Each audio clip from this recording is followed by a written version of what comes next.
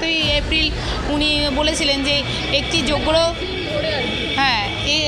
একটি যোগ্যর চাকরি যেতে দেব না, উনি জোর গলায় বলেছিলেন। অথচ সেই যোগ্যদেরই উনি বলছেন আবার পরীক্ষায় বসতে। তাহলে উনি অ্যাসিওর করতে পারেন যে এই যোগ্যরা 100% হচ্ছে তাদের চাকরিটা রক্ষা করতে পারবে? তা কাদের সাথে না, এই নিউ কমার্সদের সাথে।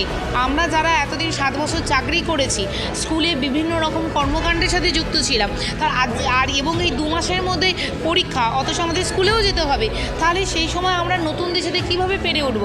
তা মানে সেই জায়গা থেকে উনি বলছেন যে মানে পরীক্ষায় বসার, আমার মনে হয় যে উনি আমাদেরকে নিয়ে কিছু ভাবছেন না। রাজ্য কেন্দ্র দুজনেই নিরুত্তাপ। আমাদের যে জীবন জীবিকা দুটোই যে আমাদের আজকে দোলাচলের মধ্যে আছে, আমরা যে মৃত্যুর মুখে, আমাদের একজন সাথীও আজকে মারা গেছেন, তারপরেও রাজ্য কেন্দ্রকে আমি বলবো যে নিরুত্তাপ, তাদের কোনো ভূমিকাই নেই।